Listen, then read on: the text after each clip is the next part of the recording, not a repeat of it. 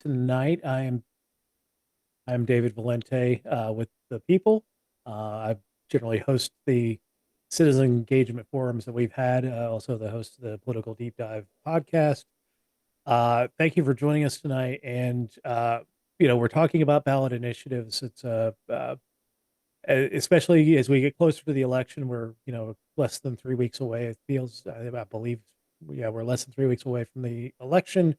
And we've got several ballot initiatives across the country that are going to be put before the voters, and we're very excited about that. So we wanted to get some folks on to talk about the ballot initiative process and how they're involved in the process of ballot initiatives.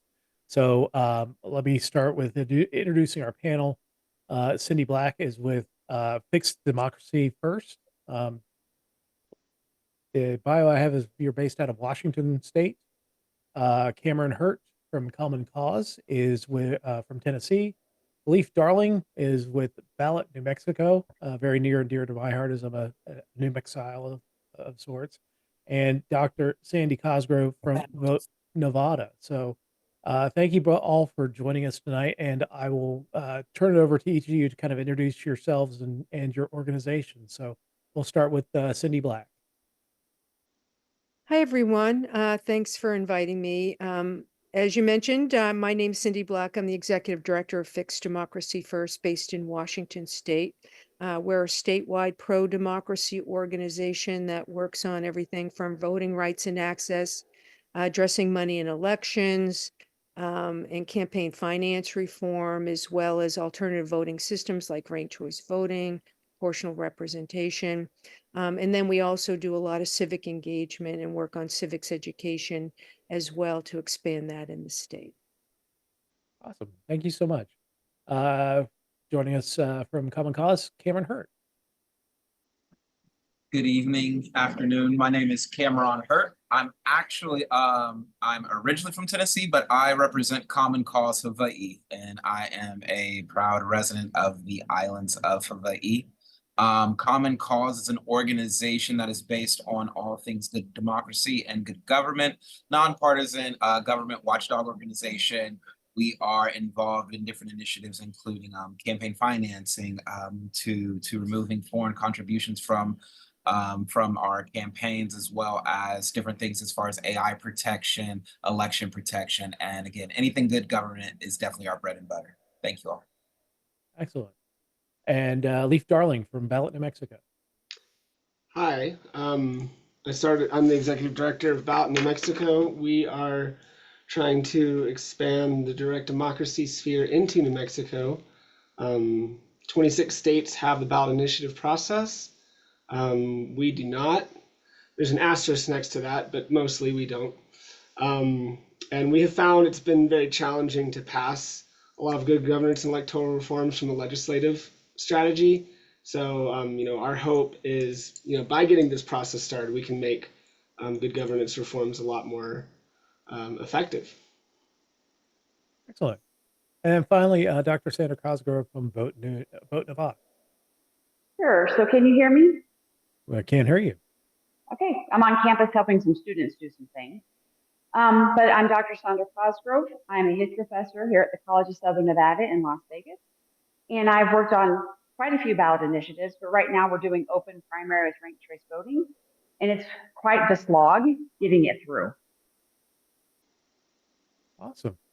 So you've all touched on your ballot initiative experience and what you're doing now. So dive a little bit deeper. We'll start with Dr. Cosgrove. Dive a little bit deeper into your current campaign and what you're hoping to accomplish with the campaign.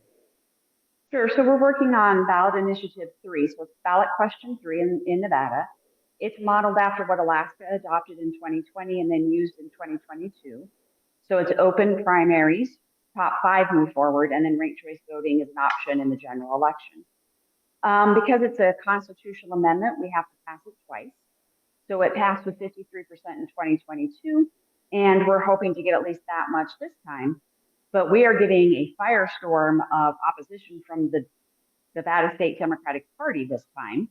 And actually, somebody just sent me a mailer that just came out that said anybody that supports ballot question 3 is a MAGA insurrectionist and should be treated as such. And so it's gotten just obnoxiously vicious and nasty just because we want to have a fairer democracy and be able to get more moderate people elected. Okay. What about you, Leaf? Talk about your ballot access initiative work. Well, New Mexico currently has the shortest legislative season in the country. We have the only unpaid legislature, and Common Cause actually just pushed forward paying for staff and offices, but that was a pretty hard fight. So there's some modernizations, including expanding the legislature and paying the legislators. A lot of opposition to that, but we have independent redistricting, open primaries. Nobody's really attempted ranked choice voting here, but they've been failing for 10 plus years every time. We have a fairly unresponsive legislature. And, you know, our approach is that the direct democracy and ballot initiative process is probably the only way forward in getting any of these things passed. So, you know, I founded this organization last year, and we've got a lot of great excitement about it.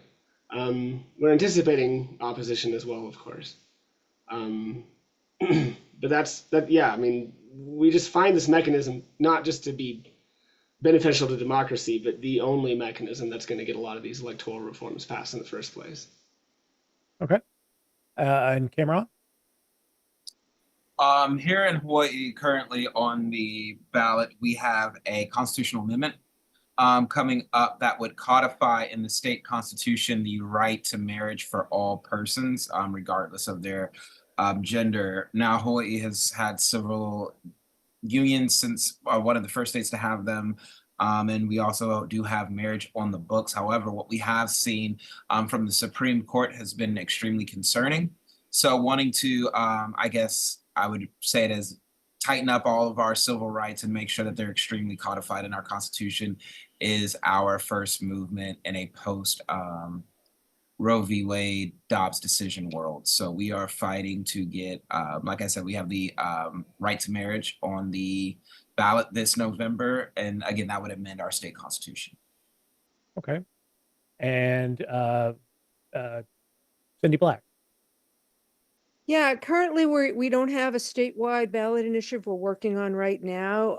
In the past, that's kind of how I got involved with activism. I started first working to help label GMOs, and then I saw how much money was dumped in by outside sources like Monsanto and other corporations that it really concerned me. So I started to work with an organization called WAMA, the Washington Coalition to Amend the Constitution, and started as a volunteer and then became a board member, and then I became their ballot initiative campaign director back in 2016. One thing I do want to say that I don't know if would happen today, but we were able to gather like over 300,000 signatures with 90% volunteers, with a very small budget, our entire budget for the signature gathering through 2015, and then the ballot initiative, you know, once we got it on the ballot, less than $500,000, which is unheard of for such, you know, to me, that's still a lot of money. But when it comes to ballot initiatives, as many of you know, that's pretty cheap. I don't know if we could do the same thing now, but we were successful in getting a ballot initiative calling for a constitutional amendment to reverse Citizens United. And to address corporate personhood and money is speech and all of those things. And we were very fortunate. We passed all 10 congressional districts in the state. We did have bipartisan support, which I don't know, again, if we could do today. But right now, we're looking at ballot initiatives. We work with groups like Fair Vote Washington. We were original sponsor group for that organization. And we're in discussion about a ballot initiative for ranked choice voting, possibly even proportional representation in the next couple of years. And then we're also looking at how can we improve our ballot initiative process. We're seeing record amounts of money being dumped into these campaigns, and what is more an effective way. Right now, there's 4 ballot initiatives that are going to be on our ballot that was funded pretty much by one multimillionaire who's from out of state, who was able to basically buy enough signatures to get those on the ballot. So how can we bring ballot initiatives back to their original intent, that are sponsored and put forth by the people and not wealthy special interests? Sure. Awesome. So we've heard a little bit about the challenges that you all have faced when it comes to bringing ballot initiatives forward. Um, Talk a little bit about the effort of the overall ballot initiatives, because I know for most states they require a significant number of signatures to get on the ballot, and significant resources to be invested into getting on the ballot. Yeah, we'll go and start with you, Cindy, and talk about the challenges it is to bringing forward ballot initiatives and successful ballot initiatives. Yeah, it's an expensive and time consuming process, as most people know. It's a lot of work. Um, we were in Washington State, you have to collect enough signatures. That's 8% of the last gubernatorial race in the state. So whatever the voter turnout is for, we have a governor's race this year. So whatever the 8% of the turnout, that's going to be how many signatures we have to collect. So, right now you have to always pad it. You need at least, we recommend about 20% more in case, for duplicates or invalid signatures and things like that. So it's not just that number. You have to do significantly over that number. And as many people know, signature collecting is a lot of work. And that's why so many people pay for signatures, and people know how expensive that's gotten. We're interested in doing more volunteer-based initiatives where volunteers collect the signatures. They tend to be the best signature collectors. They care about the issue. They know about the issue. You're able to train them and support them in a way that you don't have that kind of control over paid signature gathering firms. And sometimes, those people really don't know the issues or care about the issues, and will say things to voters that just aren't true. So we're seeing that as one of the biggest challenges right now. And in Washington, we have two ways you can get on the ballot. One, it is initiative by the people, where you have a very short window to collect signatures. You file in January, and you have to submit your signatures by early July. And then you have the initiative to the legislature that you file in February, but you have the rest of the year to collect, but it has to go through the legislature to either can put it on the ballot, do a competing one, or pass the law. So we'd like to see that change too. So the initiative to the people has the same amount of time to collect signatures as the initiative to the legislature. So every state's different, and that's what our state does. That's interesting. Yeah, I've having been in a third party before, know the expense and the time consuming nature of getting signatures just to get on the ballot. Um, Paid petitioners, you're right, they are not as reliable. They're kind of hit and miss. There's some really good ones out there, but not volunteers who are passionate about your campaign are much better at doing the job.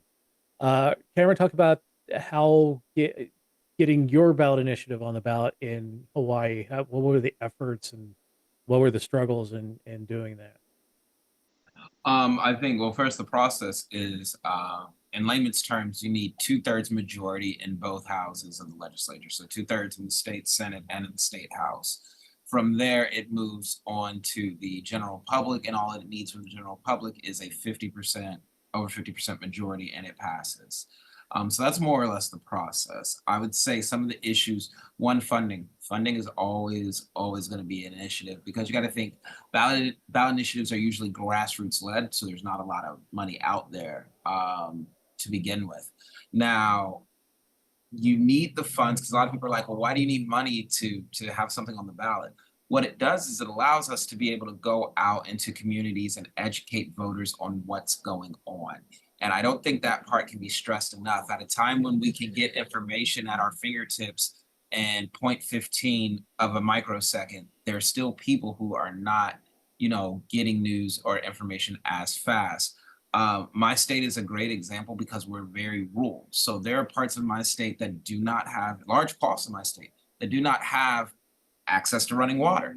There are large parts of my states that do not have reliable broadband internet. So being able to get out there, get the mailers out there, even get the people out there, especially again in a state like mine that's unique where it is an island state. So getting to each county district requires a plane, you can't just get in your car and travel. So money definitely is always going to be a thing, especially in Hawaii. I would say you also have a misunderstanding of the necessity for our particular ballot initiative, which again is marriage equality, because for many people they're like, hey, it's the law, what does it matter already? Haven't we already done this? Like literally I've had people come up to us in some advocacy days and be like, wait, haven't we already done this already? And it's like, no, we have, but you've got to understand what is happening, on what level we've done it, and on what level we need to do it so that it is completely protected. And then I would say lastly would be, again, this goes into the education piece, but it's a different part. So you have the issue that you're educating people on, but also the specific language used in the measure, right? Because like say for us, our measures are written by attorneys. So they use a lot of legal language and high constructed sentences.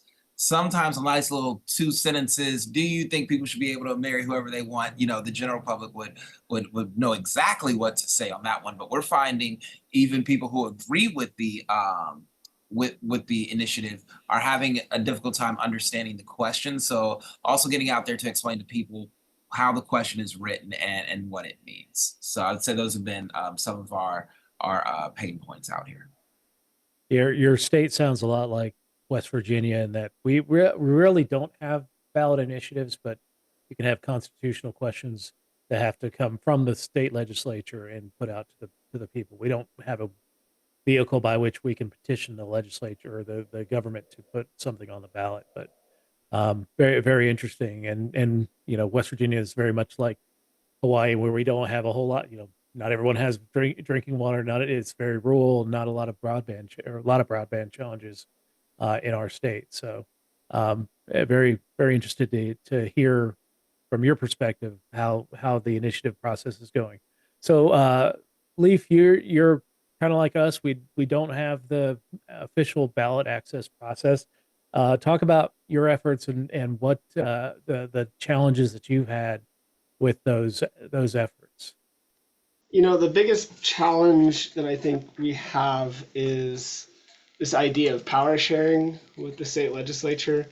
There's a perception that the ballot initiative process will take away power from the legislature.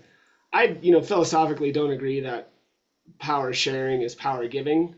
But regardless, there's the same reason why a lot of the other good governance reforms have failed is going to be why this will be a difficult push, which is, with the Independent Redistricting Commission, for example, the state legislature is like, oh, well, we're going to give away our power to an independent council to redistrict the county, and that, of course, then the party in power will have less influence to stay in power. And that feels like a power giveaway. We think that ballots is a little different because the ballot initiative process does not take away any power from the state legislature, but it just adds another mechanism. But even then, I think the perception is that the inefficacy and the inefficiency of the legislature is itself a form of power. Because if you have gatekeepers that can choose what gets heard and what doesn't, what will pass and what doesn't, any alternative to that will feel like a dilution of power. So we're doing our best to make a strong case that this can be a complement to the state legislature in the sense that it'll give them, ample opportunity to focus on things that are important to them that ballot initiatives typically don't touch. For example, budgets. You don't never see a ballot initiative tackling a budget, for example. But that is our biggest challenge. And just also the slowness. Because it's such a short season. everybody that wants to get their issue heard just kind of fights to be at the front of the line. So I guess, yeah, to sum it up, our biggest challenge is that we don't have a ballot initiative to get the ballot initiative process going.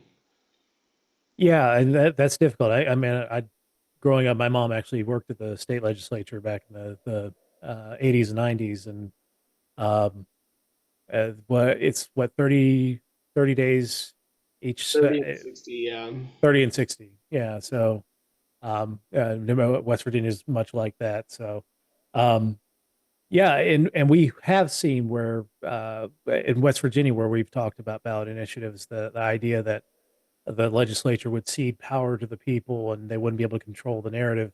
But we've also seen the opposite when the legislatures actually brought forward constitutional questions, which is kind of our like in Hawaii the way that they do it there. Politicians don't sell it because they're actually trying to sell themselves for their reelections. But when they come from the legislature, those are the people that tend to try and sell these constitutional initiatives, and they generally fail because they don't. There's no one there to actually run the campaigns. And when you do ballot initiatives, people are actually there doing the campaigns that care about that issue. So, uh, Dr. Dr. Cosgrove, talk about the process in Nevada and the challenges you faced, uh, including the mailer that you just saw. So we have a similar formula here. If you're going to run a ballot initiative, you have to get 10% of the number of people who voted in the last election cycle. So it can go up and down, whether your last election cycle was a midterm or a presidential year. We went with a higher year, so we had to get over 170,000 signatures. And there was a lot of effort by the Democratic Party to stop us from being able to get the signatures. So we did hire a company, and it cost about $1.5 million. And then at the same time that that's going on, if you try and take any power away from the party that's in control, which here it's the Democrats, they're going to sue you. And they try to throw everything at the kitchen sink at you to drain all of your resources just to get through a legal challenge. And so by the time we got qualified, we'd already spent about $2 million. From there, individuals, volunteers can go out and just start talking with groups, making sure we're getting the word out. Zoom has been a wonderful thing because you can Zoom with just about anybody now. But since the end of September, we are now dealing with a media blitz, specifically coming from the Nevada State Democratic Party, where they're running all kinds of ads against us. These kind of obnoxious mailers are coming out. We're lucky that we have a lot of reporters who know me and the other grassroots people who have been out there. So they've been doing fact checking on it and helping us. But it's very disconcerting when the party that's supposed to stand for enfranchising more people and going against misinformation and disinformation and trying to strengthen democracy, and then they're the ones that are just misbehaving and being bad and terrible and still kind of have faith in the democracy. But I can tell you our grassroots team is just making us double down to make sure that we get the voters out there to vote yes on ballot question 3. So talk about, I mean, you're in a, you've got two really decent, well, one very large population center, and then another one in the northern part of the state. Talk about the challenges in working in a state that is as rural as and big as Nevada. So it used to be you would just only focus on Clark County, where Las Vegas is, because if Clark County goes 55% for something, it's going to carry it. But we want to make sure everybody in the state feels invested, feels like they've been respected and talked to. So we've made sure we've got grassroots folks up in Reno in the Washoe County area as well. In previous iterations of ballot questions, the people who often got left out were the folks you all have been talking about. It's the rural folks. But things have changed since the pandemic because I can now not only do a conference call with somebody in Winnemucca, Nevada, I can say, hey, I'm going to send you a Zoom link. Let's Zoom. And I can actually show you what it is. You can see me. We can talk. That's really been a godsend because now it's not just the ballot question 3 people. It's Sandra or it's Doug or it's Cesar. So they personally know us now. And so I think between the technology and the ability for us to communicate over spaces has shrunk down that divide between our urban areas and our rural areas. Leif, talk about the New Mexico is kind of in the same boat. They've got a couple of large population centers north and south, and lots of open space. Talk about the challenges of bringing together a large geographical area of New Mexico. Yeah, similar to what Sandra was saying, we're trying to go for a grassroots approach. There's a lot of perception that Santa Fe, where I'm based, is kind of taking the helm, and there's actually like a lot of rural resentment against things just coming straight out of Santa Fe because that's where the capital is, and I think there's just a lot of government skepticism in general here. We have one of the highest populations of tribal reservation and indigenous populations in New Mexico. It's 20% here. And I think a big strategy of that is taking a grassroots approach. In fact, one of the most successful good governance reforms came out of NM Native Votes organization. And it was a Voting Rights Act that was passed that reformed the mail-in balloting process, as well as access to voting for people living on tribal and reservation properties and territories. So yeah, having a grassroots approach and reaching out to all corners of New Mexico is definitely what is part of our strategy. We can't just focus on the urban centers, because if we do, people will probably just rebel against it on principle. Sure. Cameron, you mentioned you're also in a large geographic area, although the actual land area is not that large. Talk a little bit more about the challenges of getting out to remote islands and dealing with remote populations. Yeah, no. So there's so much there, right? And you can actually take a little bit of what everybody is said, and we're dealing with that in Hawaii in a real way. One, again, I'm originally from Tennessee, which is a very strong Republican state. And the South is famous for starting the Good Old Boys Network. Well, here in Hawaii, they have perfected the Good Old Boys Network. And I don't think many people would expect that off rip, because we are a Democratic supermajority state, which just for the way that it is seen in public, the Democrats seem to be more anti-corruption or whatever, what have you. However, we've learned that anybody in power is prone to corruption regardless of their party affiliation.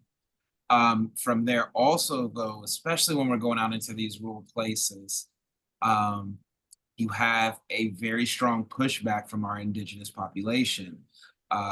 We have Native Hawaiians here, commonly known as Kanaka Maoli, and they are very much disenfranchised. To understand the recent history, right? This isn't 200 years ago. We're talking about Native Hawaiians who were literally placed under Jim Crow-esque laws as recently as up until the 80s, 90s, where they couldn't speak their language, their traditions were outlawed, banned. So when you come and wanting to engage in them in the American structure government system, without also acknowledging that the same government system illegally overthrew their queen and imprisoned her until her death, because American businessmen wanted the island, essentially, it's difficult to get them to respond and to buy into the concept of political activism or even democracy as a whole, which is very understandable. So when you get out there, you really have to understand the people. You have to understand their day-to-day.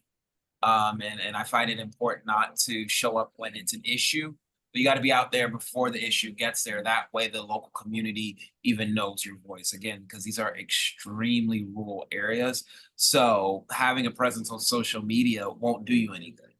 But having had spoken at a farmer's market on a random Thursday night, make it the whole village to know who you are and really trust your word and kind of buy into that. So dealing with that aspect of a rural population, and then also just the remoteness of getting there. I can't say that enough, because again, when people think of Hawaii, they think of, probably Honolulu or Maui or the Big Island. But we have other islands that make up our state, and you may only be able to get in once a week, which, you know, what does that mean for getting out there, lodging, food, and you may and having to get back and do other work, that's always hectic, or even having the right conditions to get into certain islands because the airstrip may not be as sophisticated as other places. These are all things that have to go into consideration. Wow, that's impressive. I've never been to Hawaii, but I would definitely want to, you know, go and experience the not just the big islands, but the smaller ones too.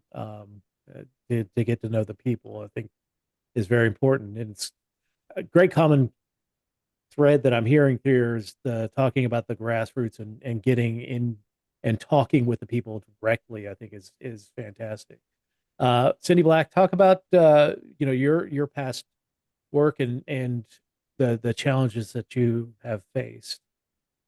Yeah, like everybody mentioned, you know, states are very different, and depending on where you go. In Washington, you know, our population centers are up and down the I-5 corridor, but we also have the Olympic Peninsula. We also have many islands you can only get to by ferry, the coastal areas. And then you also have central Washington, all the agricultural communities, Eastern Washington. And then we have many tribal nations throughout the state as well. So there's lots of different reservations, especially in central Washington. So I think that's always a challenge for a campaign and organizers is how do you reach as many of these populations as possible? I think one thing we were very successful with in our ballot initiative back in 2015, 2016 is we really tried to recruit people in the communities to act as spokespeople, to be organizers. These were all volunteers. We had very little paid staff.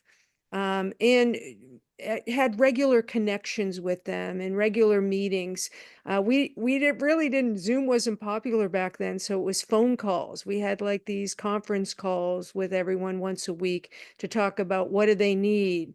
Um, and we wanted to partner people up together, so it wasn't all on the shoulders of one person in the area. We wanted teams of people in that. And I think one reason why we were successful is because we had so much outreach in those smaller communities throughout the state. And it's interesting because we passed the majority of counties. We have 39 counties in the state, and we passed 36 of them. And it's interesting, the three counties we didn't pass, we didn't have anybody in those counties. They were more remote, and we weren't able to recruit anybody in those areas. And so you can tell when you can get people on the ground in those areas to talk to their communities, trusted messengers that live there, people are much more open to talk to you and hear about what you're doing. I think it's much more difficult if you have a lot of people that can only, you know, visit and then they leave. But if they're in the community, that I think really helps. It's hard to do for most campaigns because it's a lot of time and energy. But if we can do that, I think we have better chance of being able to reach more communities across various regions throughout any state. That's fantastic. So, just a reminder, if you have any questions, please feel free to raise your hands or let us know, and we'll be happy to uh, drop a question in for everyone to answer. Um, if I was interested in, let's say, you know, my state does have ballot initiatives, what would be the biggest pieces of advice that you would give to me starting out to run a successful ballot initiative campaign? And I'll open that up to anybody. Organize, organize, organize. For me, it's one of the most frustrating pieces because we have a very good roadmap for success in political change policy. And I really see that from the organization of movements in the 60s and 70s. And when I tell you the organization was meticulous, it was meeting in churches 3 times a week. It was meeting at shops when you could. It was taking over community events to also add this element to it. I find that even with amongst us grassroots organizations, we'll get together in a Zoom and we'll organize together, but getting our full memberships that we represent to get together and organize before an event or before a testimony or before that, I find that we could really improve on that. So I would tell anybody, if you are looking to start a ballot initiative, organize as many people as you can and have a clear set kind of like timeline of what you will hit by which day. And Okay. I totally agree with that. That organizing piece is essential. And I recommend you get or start building your database of people like immediately, and always be recruiting. Always be recruiting. No matter where you go, whatever you do, always ask for more volunteers. Get their information. Have good follow-up with those volunteers so they feel engaged.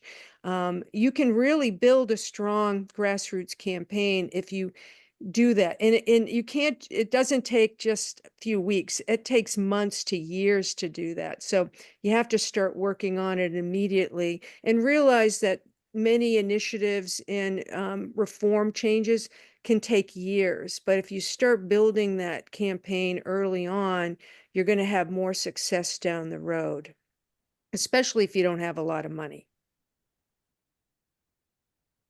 Okay. So Leaf. you may want to Yeah. ask yourself, does your ballot initiative process need a ballot initiative to fix your ballot initiative process? If there's a weakness in the ballot initiative process, you might want to do your first initiative to fix that. That's actually very good advice. I know for those of us that live in states that do not have ballot initiatives, our first step is to actually get the ballot initiative process rolling. It's very difficult to rely on the state legislature to cede any of their power, but uh, that definitely is a focus. Do we have any questions, Mike? Do you have a question that you'd like to put out there? Yeah, I'm sorry I arrived late, but hey, just to the point you just made, I'm here in Arizona, and I think it's interesting. Probably someone knows the history, but ballot initiatives really opened up as people move west, more of the western states. It's common to for Leaf. I wondered if you know Christus Cheney by any chance from the Navajo Nation. Very great activist. He's been with us on occasion, and just amazing. They, in the middle of a horrendous pandemic on the res, were able to get a record voter turnout. And with all the impediments placed before them, I really have no idea how he did it, but that is an inspiring story because Native folks first got the right to vote in 1924, which is just beyond sadly ironic. But even now, as I'm sure all of you know, the impediments and the blocks that get put up are terrible. I just one thing. I'm in Phoenix, and ballot initiatives are pretty popular here. And right now, for this cycle, we have women's health issue, yeah, amendment to the Constitution, and open primaries. Those are two big ones. And as you were just saying about David, about the legislature, they are pretty jealous of their power, and so what they decided to do, because we've got a Democratic governor too, and they just don't like that. So what they have done is they have flooded the ballot with initiatives of every kind. I have some young folks that are pretty astute, but they call me and say, "Mike, what is all this stuff?" You know, and they're just basically they're just flooding the zone and trying to throw sand in everybody's face. And as I'm sure all of you know, if people come to the point where it's too confusing or really kind of gives them pause, there's a tendency to vote no. And I think that's what they're counting on. But just the fact that this avenue exists as an alternative to legislatures that has been their power and abuse it. And just the stories I'm inspired by what you all are saying and your obvious understanding of the instincts and requirements to go about this. And so it's great that we're able. I appreciate all of you being here. It's great that we're able to talk with each other, encourage each other, hopefully help each other, and keep up the good fight. Yeah, and this organization is actually born out of the Citizen Ballot Initiative movement, and Katie Fahey, one of our founders, has led the successful ballot initiative to get gerrymandering out of redistricting out of the hands of the legislature and putting it back into the hands of the people, so that people choose Yeah. the representatives rather than the legislators choosing their people. It's been incredibly successful. We had a session before, if you remember, David, with some people that were on the verge, on the early end of doing some ballot initiatives, and they were really pleased because Katie was here herself, and the way you do it is critical. That was the advice that I really got from her. They really consulted quite a few lawyers and made it looked kind of bureaucratic, but she says you got to block all the exits. You've got to take the time to make sure that what you're doing, with all the hard work you put forward and all the organizing and outreach and so on, if you give people an out, then they'll find some way to submerge it. But what they've done in Michigan has been tremendously successful. And if anybody hasn't seen Slay the Dragon, I really recommend that as a how-to documentary. Absolutely. Dr. Cosgrove, talk. You're getting close to the end of the road. You got a few weeks before the election. Talk about your get out the vote efforts and how what you're doing with that, with respect to that. So right now we're doing a lot of just countering misinformation. We have done the work as far as grassroots, going to every club, every organization, every picnic that we can possibly think of, and having face-to-face conversations over the last 3 years. So people are aware of what the ballot question is. They know who's supporting it. But now the opposition is just flooding the zone with as much information as possible. One of the things we haven't mentioned yet that I'm going to bring up now is I have personal relationships with at least one reporter at every TV station. I have personal relationships with our NPR radio reporters, our newspaper reporters, producers, everybody I can think of in the news, so that when we have misinformation come out, I can contact one of them and they will interview one of us. They write a story, they do a fact check, and we don't have to worry about paying money to do that because it becomes a news story that our friends in the media are willing to help us. And we're doing a lot of that right now. That's fascinating. Those are some things. I mean, when you think about traditional campaigns, political campaigns, that the media relations and is key, but you don't think about some of those things maybe if you're doing a ballot initiative. So those are good The things. advantage that I have is I'm a history professor that understands the civics of our legislative processes. So all these reporters during the session text me and email me and say, what the heck are they doing? I don't understand this. And I'm willing to get on a Zoom with them, walk people through it, give them the citations. So we have a reciprocity relationship that I help them out, and then they're very willing to help me out. That's fantastic. That that kind of networking definitely does work out in politics. Cameron, you're in the same boat. You're a few weeks away from the vote. Talk about your go out the vote efforts. Yes, so actually, it's only 1:48 p.m. here in Hawaii right now. So at 5 p.m. we'll be kicking off our first virtual town hall for the ballot initiative, and explaining kind of like what it is and how to fill out the ballot and how to interpret the question. Our ballots just went out on Tuesday for early voting and vote by mail too. So we want to get it out. Then we also just did a radio buy ad with iHeartRadio here in the state. So we'll be putting out specialized commercials and radio ads for our people. We also have ad buy on TV as well as in social media. So we're trying to target all media outlets. We do weekly sign waving in different parts of the state. So we're out in very popular areas physically, getting out the vote and telling people about it, as well as building a coalition of legislators, right? Because legislators don't really have to weigh into this because it's now up to the public, but it helps to know that your legislator is really supportive of this and getting them to be outspoken about it. So we're having them we have a few legislators participating in our webinar today, and they'll be also helping to get out the vote, as well as previously. We may have 2 more, but we do have fundraisers as well. And Fundraisers Act also has an informative way to let people know what's going on. So those are all the ways that we are engaging with our initiative going forward these last 3 weeks of the stretch. We did also put out a poll just for our own internal data to see how much work we really needed to do left in getting education materials out there to the public. So those are some of our strategies. Awesome. Awesome. Anybody have any questions of the group? We've got about 10 minutes left.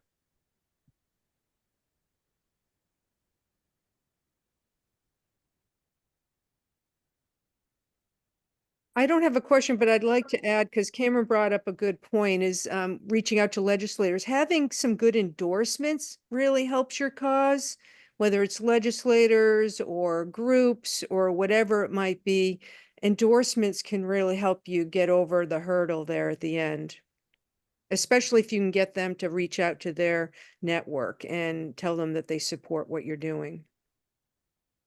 I will Yeah, amen that. Yeah, I remember some campaigns I used to work on that we would carry literature for ballot initiatives and other things. So, you know, while you're working for your campaign, you're also providing information on ballot initiatives that you support. So it's kind of a nice symbiotic relationship there. Any other questions?